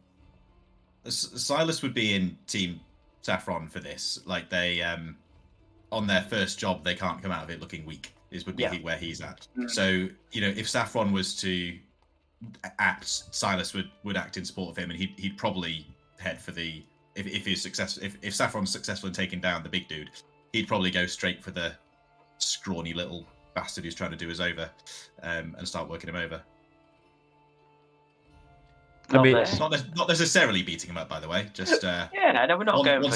Once his ogre has fallen over, he might not be feeling so brave. So first score, getting into a brawl. So what we could do is we could do an assist, but I think the only thing you could assist in doing would be to help bring him down, which doesn't really work. But what we can do is the setup rule, which is where someone performs a setup action to give +1 effect level or improve position, which is basically the creating a distraction, essentially. Like it's the epitome of that kind of thing. So if somebody was wanting to distract Pickett, they could do that. Yeah, it would either be that or it would be again. Okay, it doesn't sound like it's going to be a roll to hit him. I was going to say maybe causing him to at least stop in his tracks, but it sounds like the actual hitting him is not the problem. So they don't have to worry about the big guy, I guess. So yeah. Yeah, if the Someone's consequence you're resistant. trying to avoid is Pickett noticing, then that Is that there that means we're gonna have to do rolls. Otherwise, you just turn around and go. Yeah, I don't mind because we've got the job from the big man. This guy's just arsing around by himself. End of the day, we got he can. We don't like kill anyone. This guy can just deal with the consequences of trying to screw us over later. If we do a good job, we do a good job. I can. Friedrich. Even though we're like on the dock side, are there perhaps any sort of loading cranes with crates hanging off ropes in I mean, within yes, the many. vicinity? Is there one in the opposite direction within throwing knife range? Which direction? As in, if Bear is walking off to the right, say, and we're talking to Pickett in the middle, is there a crate off to the left that You want you want to distract? You mean? I want to distract by dislodging a crate that would then fall and smash? Sure. Yeah, that can definitely happen. Cool. Even if So- it's like a pulley or something holding weight, it will make a noise, big noise. That's the intention. So as picking up on with his burglar's eyes, picks up on small details with his decent survey skill. Friedrich, as soon as he sort of sees the slight movements of Saffron going for his blowpipe, Friedrich would instinctively draw a small throwing knife from inside his doublet and attempt to do that, basically to throw it and snap a rope and make the crate fall down behind Pickett, Nice. which I'm going to say is finesse. That sounds about right.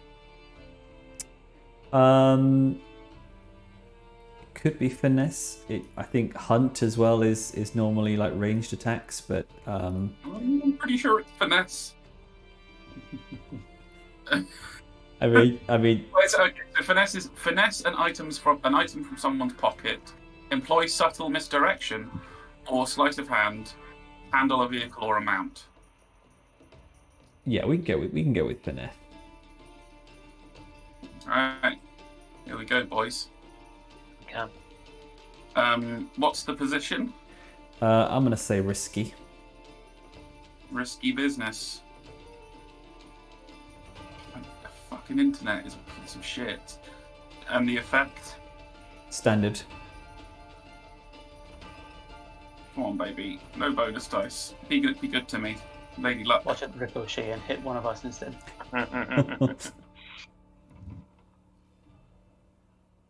Oh god, come on!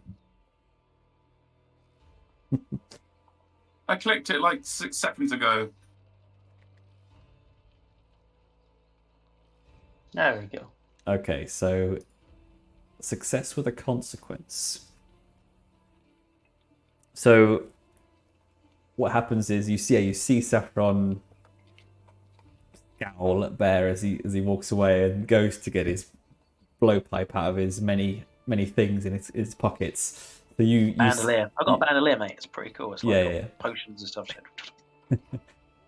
So you flick out your knife as quick as anything, fling it in the opposite direction towards a pulley system.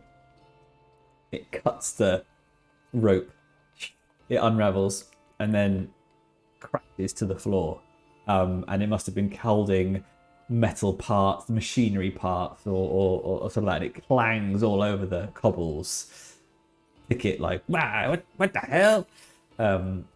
Like this.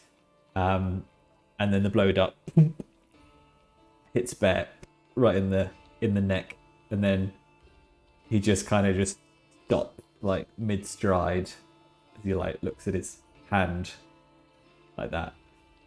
In the middle See, of I don't know the rubber. It just says stand stop. It's just a powder that causes temporary paralysis. Does not give any indication of how long this temporary paralysis is. I can't really find a note on that, but or even with poisons, the drawback for being volatile. I don't. It's not really explained particularly well as far as I can see. Oh wait, but yeah. I think it's like Well, I'm gonna have to risk it. score length paralysis. You know, like best part of an hour. You know, I'd hope so. it's long enough to be that useful. The consequence, I'll say, is another tick of the red sash clock as they are alerted by this massive crashing that is happening on the docks. I don't want to poo-poo your fun, but yeah, I was going for a very silent event here, and for some reason we've also just collapsed off the dock. It happens all the time. Old Fine. road, you know. With us, mold at least. into it. Pickett, it's like just looks like confused, and he's sort of, and he's scratching his head, and he's like, "That's weird. I've never seen that happen in my 20 years of being in the drugs." Try doing this for In 60 Doskvol. years. Well, Saffron swishes a cloak and moves incredibly slowly away. I hope not to. Have to be not where you are, but I'm that age. We can make that happen. And then he Do we sort of have it? then he sort of looks at Bear and he's like, "Oh, that's weird. Anyway, you better get moving." So problem number 2, yeah, where is any obvious sign of where the stash is that Bear's going for? Well, it doesn't matter, does it? I think We need the whole thing. if you would have tailed him, maybe you would have found out. But no, you don't. Can't mate. Old knees. Old Yeah. knees. Well, we got an hour. I'm sure we can find it. Which direction was he headed? I think it might be a better idea to just win the race rather than search the entire city for his. That's true. So have we been given out the package? Yes, so you've got your stuff, and we can cut smash to you guys loading it onto Muck Emporium place, and setting off down knifey dodger. setting off down the canals. And we decided it was, well, maybe I decided it was canon that she's got a few tricks to her. She sometimes needs a bit of careful handling, a bit of a sensitive beast. The boat. Correct. Yeah, I think that might be in your own Thank head, mate. You've not shared that with us yet. I think it broke down, and you tried to escape. Last I remember, it was chugging on pretty well. We just were being chased like fucking whoever it is running the airplane with natives chasing after him. It was a bit of a. Exactly. Yeah, I don't know if it was like an engine maintenance thing. I think we didn't know how to steer it, so it was challenging to. Yeah. Was it not like one of those, you put the fuel in your mouth and spit it down the exhaust at the front, kind of like a war boy style? Mm-hmm. Mediocre. I think it was just that. Wind up the front before the engine stuff. I thought it was just that Saffron was the one who ended up there with no way to drive it, and that was the big drama. Yeah. Who is driving it? Yeah, are any of us good boatmen? I should be. I will drive it because it's finesse, and I'm very There you good go. at that. Okay, that works for Also, me. I look respectable. Good. On your little camouflage boat. Yeah. Yeah, I didn't really think that through. Cool. So Just going out for a nice nighttime sail. yes, me and my buddies. I just think Nothing of to him. see As Taika Waititi and What We Do in the Shadows. These little frothy, these little dainty shirts. I've forgotten his name now. Hello. Yeah. Cool. So you chug along, down the canals of the docks. Eyes out for any trouble. And let me see here. Perhaps as you turned back,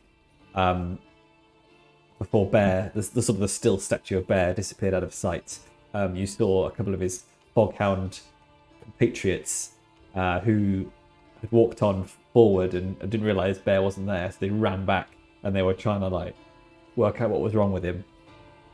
And then they see you just disappearing around the corner.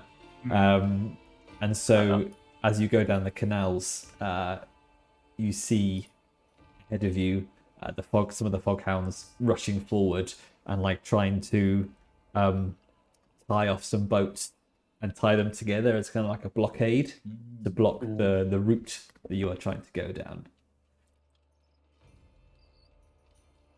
All right. I don't know. Let me remind myself my fine not to do everything in this damn adventure, but my fine wrecking tools. I don't think they'll be able to help. Small, powerful drill. No. I've got my fuel tank. I can load up rig a fuel tank to glow. Someone could chuck that at the boats in the way. Depends, I guess, at this point if we're giving up on any kind of subtlety or we're just gunning for it. Sounds daring to me. I've got clamps and wire and a battery. I think I've got enough to craft a chuckable, ignitable fuel tank that could either be on a timer or be shot at if anyone can shoot. I have an alternative. Uh-huh. Yeah. Has anyone seen? I mean, everyone should have seen "The World Is Not Enough," right? Yes. You thinking of the opening? The opening. I don't think it can go to submarine mode. In the black speedboat. I don't think we have submarine mode. It does jumps. That's what I'm thinking, right? And if there's maybe like in the river, there's sort of a half sunk boat or like some kind of sloping obstacle that if the pilot had just enough finesse, we could steer the boat into that and jump over the blockage, the blockade. And there's looking for trouble, and there's this. I want to walk to the moon, please. Yeah, this is essentially like a canal barge in a canal. Not really too speedy. Yeah, it's literally a perpendicular wall to the side. Sure. Now, in the hilarious way, of course, with my skill, I can create this bomb that will actually be incredibly subtle and not cause much attention somehow, which I find very strange in world experience. But that is my equipment and is my ability. So I've put it on the table. Let's roll then, Saffron. Let's do it. Okay. So, I mean, I guess it's that question of an assist again. Being old and frail, I'd craft it, and someone else would be throwing it. If there was maybe a finesse roll or something like that, that would be my. I don't know if that works as like an assist way to do it. I could roll rec to obviously create this device. I would say if you want to make it and not throw it, it'd be tinker. If you want to throw it, I would say tinker. If you want to do everything, do rec. Okay. Well, I mean tinker. I've got 2 pips in each, so actually both are. Oh, okay. Both are fine. No, I think I'll do tinker because then thematically it could be an assist. Someone could help throw it as well. Would be surely a younger. Yeah, I mean Silas could assist with throwing it. Okay. I feel like Silas is the thrower on the team. So what is do you have a quality for your fuel tank? So let me. The description of what I have wrecking tools, which are what I have. I have a selection of tools. Things I'm looking at. I've literally got a fuel tank, but I've got like clamps and wire, a spark torch. Something I could literally set up a little wire line, light the wire with a spark torch, and have it on a fuse going down to the fuel tank. Yeah, I think you can jury rig a little Molotov cocktail fuel tank, and lob it like a big grenade. Pretty much, yeah. Nice. We'll go for. Yes. Does it have a tier to it? This is a great question. Not that I can see. I think it's a relatively. I can double check in the rule book, but as far as I can tell, these are just technically. Yeah, because ordinary things that I'm crafting into. But it's part of your fine wrecking tools, right?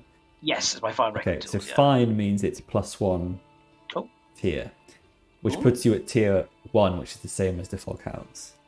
So you will have Okay. a standard effect rather than a limited effect. Great. Well, that sounds good to me. Yes.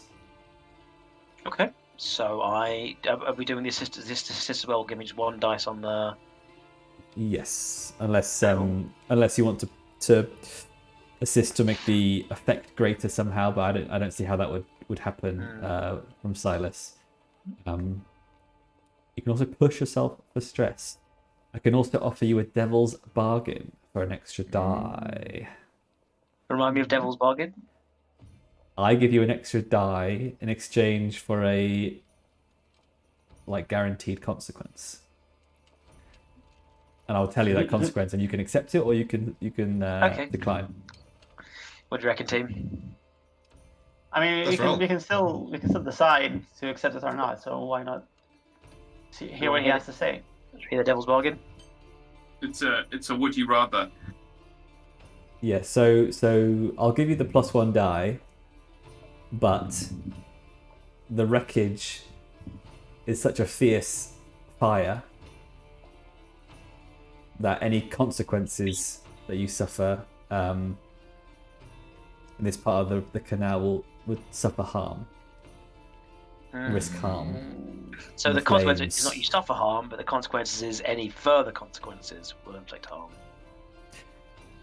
Well, I'm basically saying that I'm giving you the +1 dice, but even if you are completely successful, this fire is gets out of control.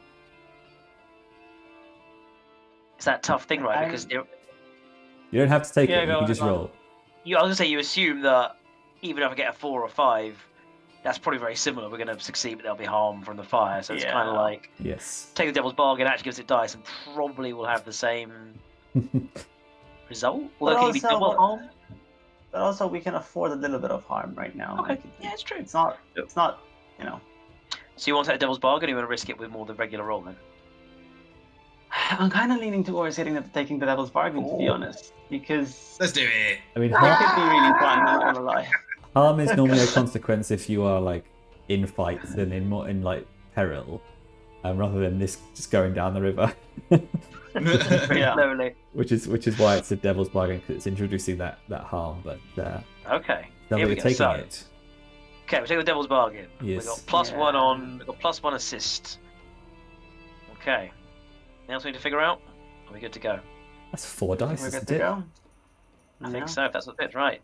Got a Rolling very wreck. good chance. You've not position control. I would say.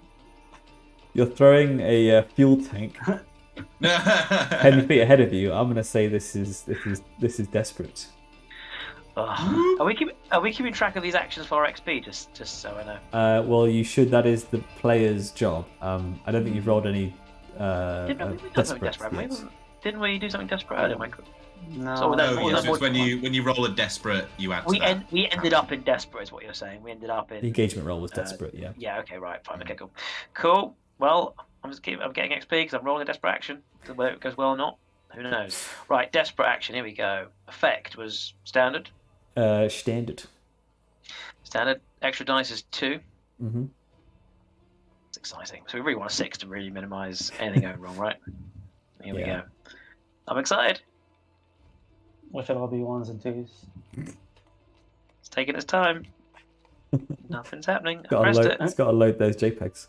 It's just suspense. I did press it. I don't know what's happening. Yeah, same thing happened to Alex earlier. Building suspense. Not saying anything. Should I try rolling it again? You Yeah. may have to do it again. I think it might have eaten Yeah. it. Here we go. Oh, okay. Well, yeah, Ooh. all right. No, no sixes there. Shame, but there we go. That's how we're No after. Look at all those 6s. 5s. Look at all those 5s. Ah, see, you don't get anything for getting lots of. It's just really just the one dice you want, right? Yep. Yeah. So really, yeah, probably multiple dice is probably not. Anyway, it's worth thinking about, but it's cool. That's fun. I can see Yeah. one of a chance. So Yeah, here's but I what- guess. So here's what happens. You jury rig this fuel tank, hand it over to Silas, who lobs it as far as he can in front of you. It hits the boats that the foghounds are hastily trying to knot together bursts into flames. Those foghounds dive into the river, the canal, to put themselves out, and the boats start to crackle, and the ropes that they tried to tie start to burn and drift apart, and like a opening starts to emerge, but not as much as you would like. So as your boat pushes its way through, you start to see your boat, the licks of flame start to catch on All hands. old All Nessie. hands. And that establishes the thing with the devil's bargain. Sure. The flames are now on your boat. The consequence for the roll is, of course, another big explosion noise. The red sashes hone in on your location. Sure. Yeah. That's not too bad. That's not too bad. We'll have to end it there.